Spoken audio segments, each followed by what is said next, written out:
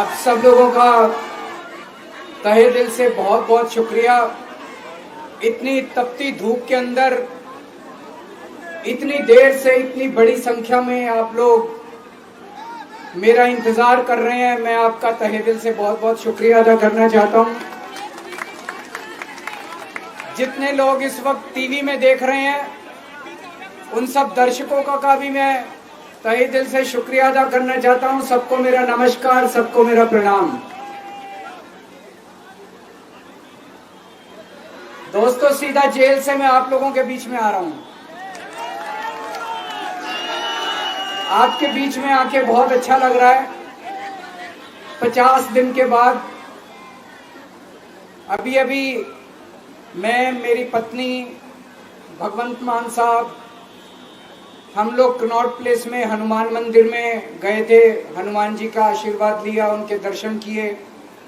फिर शिव जी के मंदिर गए, शनि जी महाराज के पास गए, उनका सबका आशीर्वाद लिया। बजरंगबली की खूब कृपा है हमारे ऊपर, हमारी पार्टी के ऊपर, देशवासियों के ऊपर। उन्हीं की कृपा से आज अचानक मैं आप लोगों के बीच में हूं। नहीं तो किसी को उम्मीद नहीं थी कि चुनाव के बीच में मैं जेल से बाहर आ जाऊंगा। लेकिन ऊपर बजरंगबली की कृपा है, हनुमान जी की कृपा है हम लोगों के ऊपर, और चमत्कार हुआ और आज मैं आप लोगों के बीच में हूं। दोस्तों, हमारी आम आदमी पार्टी एक छोटी सी पार्टी है, 2 राज्यों के अंदर है, अभी 10 साल पुरानी पार्टी है। हमारी पार्टी को कुचलने में, खत्म करने में प्रधानमंत्री जी ने कोई कसर नहीं छोड़ी। एक साथ हमारी पार्टी के 4 टॉप के नेता जेल भेज दिए एक साथ। अरविंद केजरीवाल, मनीष सिसोदिया, संजय सिंह, सतेंद्र जैन। बड़ी बड़ी पार्टियों के अगर 4 टॉप के नेता जेल चले जाएं, पार्टी खत्म हो जाती है। आम आदमी पार्टी के 4 टॉप के नेता इन्होंने जेल भेज दिया। उन्होंने सोचा कि पार्टी खत्म हो जाएगी, लेकिन ये पार्टी नहीं है, ये एक सोच है। जितना ये खत्म करना चाहते हैं उतना ये बढ़ती जाती है, उतना ये बढ़ती जाती है। ये क्रश करना चाहते हैं प्रधानमंत्री जी आम आदमी पार्टी को। जो लोग मोदी जी से मिलने जाते हैं, वो कई लोग हमें भी जानते हैं, वो बाहर आके हमें बताते हैं कि आपके बारे में सबसे पहले मोदी जी से जो भी मिलने जाता है, सबसे पहले वो केजरीवाल की और आम आदमी पार्टी की 10 से 15 मिनट बात करते हैं। उनको कहते हैं कि आने वाले समय के अंदर आम आदमी पार्टी ही देश को भविष्य देने वाली है। वो खुद भी मानते हैं। इसीलिए वो चाहते हैं कि आज ही आम आदमी पार्टी को बढ़ने से रोका जाए, इनको कुचल दिया जाए। ये तानाशाही है। अगर उनको लगता है कि आम आदमी पार्टी आने वाले समय में बीजेपी को चैलेंज देने वाली है, आप अच्छे काम करो, आप देश को भविष्य दो। आज आपकी सरकार है केंद्र के अंदर, आप देश के लिए काम करोगे, आम आदमी पार्टी को कोई पूछेगा ही नहीं। लेकिन आप कुछ काम नहीं करो और आम आदमी पार्टी को कुचल दो, ये जनतंत्र नहीं है, ये इस देश की जनता पसंद नहीं करती। इन्होंने आम आदमी पार्टी को कुचलने में कोई कसर नहीं छोड़ी। छोटे से लोग हैं हम लोग, छोटी सी पार्टी है। 75 साल के अंदर इस कदर किसी पार्टी को और उसके नेताओं को प्रताड़ित नहीं किया गया जिस तरह से प्रधानमंत्री मोदी जी ने आम आदमी पार्टी को प्रताड़ित करने की कोशिश की है। मेरे को इन्होंने जेल भेज दिया। प्रधानमंत्री जी कह रहे हैं मैं भ्रष्टाचार से लड़ रहा हूं। देश के सबसे बड़े चोर, उचक्के और डकैतों को उन्होंने अपनी पार्टी में शामिल कर लिया। जिन लोगों को 10 दिन पहले मोदी जी कहते थे 70,000 करोड़ का इसने घोटाला कर दिया, थोड़े दिन के बाद उसी आदमी को अपनी पार्टी में शामिल करके किसी को डिप्टी सीएम बना देते हैं, किसी को मंत्री बना देते हैं और उनके सारे ईडी और सीबीआई के मामले खत्म कर देते हैं और कहते हैं मैं भ्रष्टाचार से लड़ रहा हूं। मैं मोदी जी को कहना चाहता हूं, भ्रष्टाचार से अगर लड़ाई लड़नी है तो केजरीवाल से सीखो। प्रधानमंत्री जी, भ्रष्टाचार के खिलाफ लड़ाई केजरीवाल ने लड़ी है। 2015 में जब दिल्ली में हमारी सरकार बनी थी, हमारे एक मंत्री का एक ऑडियो मेरे पास किसी ने व्हाट्सएप कर दिया। उस ऑडियो में मेरा मंत्री किसी दुकान वाले से 5 लाख रुपए मांग रहा था। किसी मीडिया वाले को नहीं पता था, विपक्ष को नहीं पता था। आप लोगों को याद होगा, मैंने अपने खुद मंत्री को सीबीआई के हवाले कर दिया, जेल भेज दिया था अपने मंत्री को। ये होती है भ्रष्टाचार के खिलाफ लड़ाई। पंजाब के अंदर मेरा एक मंत्री भ्रष्टाचार में, मेरे को पता चला कि वो पैसे मांग रहा है। वहां पे मान साहब ने उसको, किसी को भी, विपक्ष को नहीं पता था, मीडिया को नहीं पता था, हमने अपने मंत्री को उठा के जेल में भेज दिया। तुम देश के सारे चोर उचक्के डकैतों को अपनी पार्टी में शामिल कर लो और केजरीवाल को जेल भेज दो और कहो मैं भ्रष्टाचार के खिलाफ लड़ रहा हूं। तो आप भ्रष्टाचार के खिलाफ नहीं लड़ रहे प्रधानमंत्री जी। आप देशवासियों को बेवकूफ मत समझो। देश बच्चे बच्चे की जुबान के ऊपर हो रहा है कि सारे चोर चक्कों को अपनी पार्टी में शामिल करके और ईडी और सीबीआई के सारे केस उनके रफा दफा कर दिए। केजरीवाल को क्यों गिरफ्तार किया? केजरीवाल को गिरफ्तार करके उन्होंने एक मैसेज दिया है सारे देश को कि अगर मैं केजरीवाल को गिरफ्तार कर सकता हूं तो किसी को भी गिरफ्तार कर सकता हूं। कोई केस नहीं होगा, कोई मामला नहीं होगा, तब भी मैं तुमको गिरफ्तार कर सकता हूं। एक बेहद खतरनाक मिशन चालू किया हुआ है प्रधानमंत्री जी ने, बहुत ही खतरनाक। देशवासियों को यह समझने की, अब जब मैं बोलने जा रहा हूं, समझने की जरूरत है। उस मिशन का नाम है वन नेशन वन लीडर। देश के सारे नेताओं को खत्म करना चाहते हैं मोदी जी और इसको 2 स्तर के ऊपर इस मिशन को चला रहे हैं। जितने विपक्ष के नेता हैं उनको जेल भेजेंगे और जितने बीजेपी के नेता हैं उनको सबको निपटा देंगे, उनकी राजनीति खत्म करते जाएंगे, उनको सबको निपटाते जाएंगे। विपक्ष के अंदर आज इन्होंने मनीष सिसोदिया को जेल भेज दिया, संजय सिंह को जेल भेज दिया, सत्येंद्र जैन को जेल भेज दिया, केजरीवाल को जेल भेज दिया, हेमंत सोरेन को जेल भेज दिया, ममता दीदी के कई मंत्रियों को जेल भेज दिया, स्टालिन के कई मंत्रियों को जेल भेज दिया, केरला के सीएम के पीछे पड़े हैं। अगर ये चुनाव जीत गए, मेरे से लिखवा लो एफिडेविट के ऊपर, थोड़े दिन के बाद ममता दीदी जेल में होंगी, तेजस्वी यादव जेल में होगा, स्टालिन साहब जेल के अंदर होंगे, पिनरई विजयन जेल के अंदर होंगे, उद्धव ठाकरे जेल के अंदर होंगे, जितने विपक्ष के नेता ये सारे जेल के अंदर होंगे। अगर ये चुनाव जीत गए, इन्होंने बीजेपी का एक नेता नहीं छोड़ा। आडवाणी जी की राजनीति खत्म कर दी इन्होंने, मुरली मनोहर जोशी की राजनीति खत्म कर दी, सुमित्रा महाजन की, शिवराज सिंह चौहान जिसने मध्य प्रदेश का चुनाव जीत के दिया इन लोगों ने, शिवराज सिंह चौहान ने उसको मुख्यमंत्री नहीं बनाया, उसकी राजनीति खत्म कर दी। वसुंधरा राजे की राजनीति खत्म कर दी इन्होंने, खट्टर साहब की राजनीति खत्म कर दी, डॉक्टर रमन सिंह की राजनीति खत्म कर दी। अब अगला किसका नंबर है? योगी आदित्यनाथ। अगर ये चुनाव जीत गए, मेरे से लिखवा लो, 2 महीने के अंदर उत्तर प्रदेश का मुख्यमंत्री बदल देंगे। योगी आदित्यनाथ की राजनीति खत्म करेंगे, उनको भी निपटा देंगे। यही तानाशाही है दोस्तों। वन नेशन वन लीडर ये चाहते हैं, एक ही तानाशाह इस देश के अंदर बचेगा, एक ही तानाशाह इस देश के अंदर बचेगा। हमारा देश बहुत महान है, 4000 5000 साल पुराना हमारा देश है।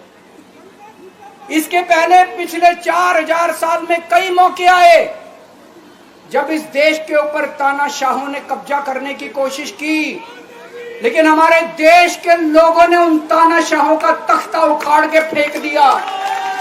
जब जब हमारे देश में ऐसा मौका आया कि तानाशाह ने हमारे देश के ऊपर कब्जा करने की कोशिश की, इस देश की जनता ने उसका तख्ता उखाड़ के फेंक दिया। आज एक तानाशाह इस देश से जनतंत्र खत्म करना चाहता है। आज एक तानाशाह इस देश से लोकशाही खत्म करना चाहता है। मैं पूरे तन मन धन से लड़ रहा हूं, संघर्ष कर रहा हूं उस तानाशाह के खिलाफ। 140 करोड़ लोगों का साथ चाहता हूं मैं। मेरे अकेले के करने से नहीं होगा। 140 आज मैं आप लोगों से भीख मांगने के लिए आया हूं। 140 करोड़ लोगों से 140 करोड़ लोगों से भीख मांगने के लिए आया हूं। मेरे देश को बचा लो, मेरे भारतवर्ष को बचा लो, मेरा भारत बहुत इस तानाशाही से बचा लो मेरे दोस्त, मेरे देश को।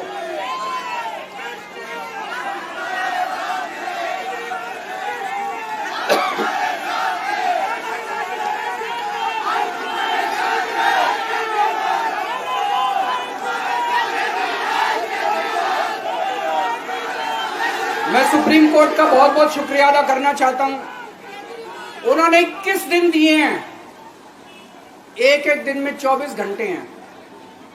मैं एक दिन में 24 में से 36 घंटे काम करूंगा।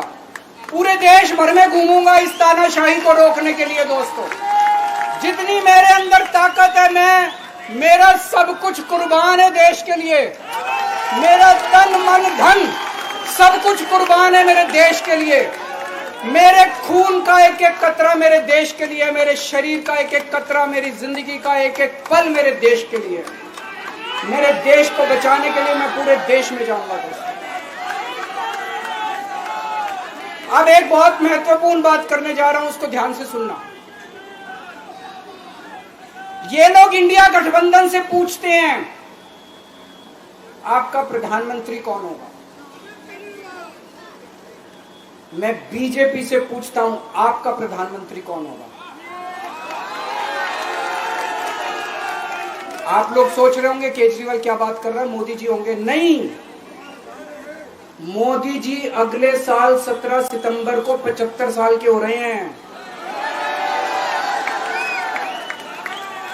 बीजेपी के अंदर मोदी जी ने 2014 में मोदी जी ने खुद ने रूल बनाया था कि बीजेपी के अंदर जो भी 75 साल का होगा उसको रिटायर कर दिया जाएगा। सबसे पहले आडवाणी जी को रिटायर किया गया, उसके बाद मुरली मनोहर जोशी जी को रिटायर किया गया, फिर सुमित्रा महाजन को रिटायर किया गया, फिर यशवंत सिन्हा को रिटायर किया गया। अब मोदी जी अगले साल 17 सितंबर को रिटायर होने वाले हैं। तो मैं बीजेपी से पूछना चाहता हूं आपका प्रधानमंत्री का दावेदार कौन है। दोस्तों, अगले साल 17 सितंबर तक अगर इनकी सरकार बनी, तो उस पर भी आऊंगा मैं। अगर इनकी सरकार बनी तो पहले अगले 2 महीने में योगी जी को निपटाएंगे ये, और उसके बाद मोदी जी के सबसे खास अमित शाह को ये प्रधानमंत्री बनाएंगे। तो मैं लोगों को, देश के लोगों को आगाह करना चाहता हूं, मोदी जी अपने लिए वोट नहीं मांग रहे। मोदी जी अमित शाह को प्रधानमंत्री बनाने के लिए वोट मांग रहे हैं। मैं पूछना चाहता हूं मोदी जी से और अमित शाह जी से, ये मोदी की गारंटी पूरी कौन करेगा? क्या अमित शाह मोदी की गारंटी पूरी करेंगे? जब आप अगर जो वैसे तो मेरे को लगता है मैं भी आऊंगा उसके ऊपर, मुझे नहीं लगता इनकी सरकार बन रही है, लेकिन जो बीजेपी को वोट देने जाएं वो ये सोच के जाना कि आप मोदी जी के नाम पे वोट नहीं दे रहे, आप अमित शाह के नाम पे वोट दे रहे।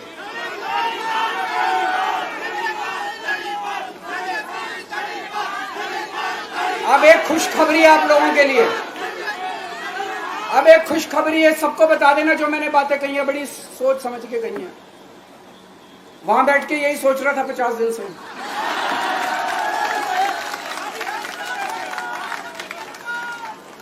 दोस्तों, पूरे देश के मेरे को बाहर निकले हुए 20 घंटे हो गए। इन 20 घंटों के अंदर भी मैंने रात भर में जनता से बात कर रहा था, लोगों से फोन कर रहा था,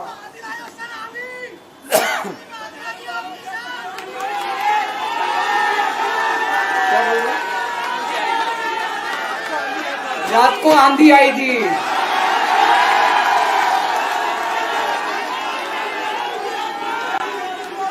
पिछले 20 घंटे में मैंने जो बातचीत करी है, कई बड़े बड़े एक्सपर्ट से बात की, चुनाव विश्लेषकों से बात की, सेफोलॉजिस्ट से बात की, जनता से बात की, फोन पे लोगों से। मेरा अपना आकलन है कि 4 जून के बाद इनकी सरकार नहीं बन रही, मोदी सरकार नहीं बन रही। दोस्तों, अगर मैं गलत हूं तो मेरे को बताना। हरियाणा में इनकी सीट कम हो रही है, राजस्थान में कम हो रही है, कर्नाटक में कम हो रही है, दिल्ली में कम हो रही है, बिहार में कम हो रही है, महाराष्ट्र में कम हो रही है, कर्नाटक में कम हो रही है, बंगाल में कम हो रही है, झारखंड में कम हो रही है। बढ़ कहां रही है? यूपी में कम हो रही है, बढ़ कहां रही है? बड़े एक भी जगह इनकी सीटें नहीं बढ़ रही हैं।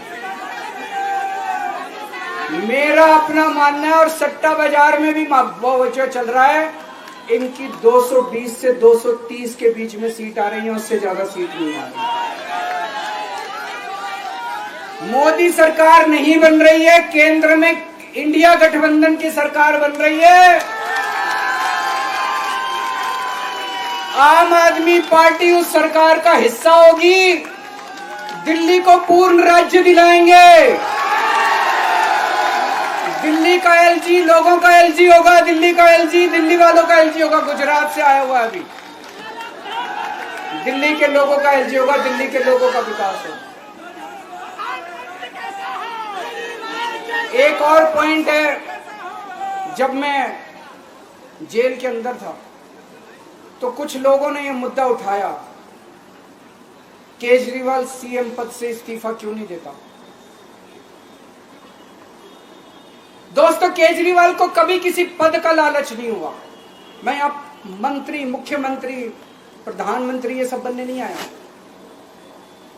इनकम टैक्स में कमिश्नर की नौकरी करता था। कमिश्नर की नौकरी छोड़ के दिल्ली की झुग्गियों के अंदर 1 नहीं, 2 नहीं, 3 नहीं, 10 साल तक मैंने दिल्ली की झुग्गियों के अंदर काम किया है, सुंदर नगरी और नंद नगर की झुग्गियों के अंदर। इनकम टैक्स कमिश्नर की नौकरी छोड़ के जब मेरे को दिल्ली की जनता ने पहली बार सीएम बनाया, असूलों के ऊपर 49 दिन के अंदर सीएम पद से इस्तीफा दे दिया था। एक चपरासी की नौकरी कोई नहीं छोड़ता। सीएम बनने के लिए लोग अपना दायां हाथ कटाने के लिए तैयार होते हैं। मैंने खुद से अपने आप सीएम की कुर्सी को लात मार दी थी 49 दिन के अंदर। मेरे लिए सीएम पद इंपॉर्टेंट नहीं है। आज मैंने सीएम पद से इस्तीफा क्यों नहीं दिया जेल जाने के बाद? दोस्तों, पिछले 75 साल में भारतवर्ष में इतने राज्यों के चुनाव हुए, इतने राज्यों के चुनाव हुए, दिल्ली के अंदर सबसे ऐतिहासिक बहुमत से आम आदमी पार्टी जीती। 55-56% वोट, एक बार 67 सीट, एक बार 62 सीट। इतने भारी बहुमत से आज तक कोई राज्य की सरकार 75 साल में नहीं जीती। इतने भारी बहुमत से जीतने के बावजूद झूठा केस, अब उनको पता है वो हमें हरा नहीं सकते दिल्ली के अंदर। उन्हें पता है अगले 20 साल तक दिल्ली में आम आदमी पार्टी को कोई नहीं हरा सकता। तो उन्होंने एक षड्यंत्र रचा, राजनीतिक षड्यंत्र रचा। केजरीवाल को झूठे केस में जेल भेज दो, केजरीवाल को इस्तीफा देना पड़ेगा, केजरीवाल की सरकार गिर जाएगी। उन्होंने ये षड्यंत्र रचा। मैंने कहा मैं भी इस्तीफा नहीं दूंगा।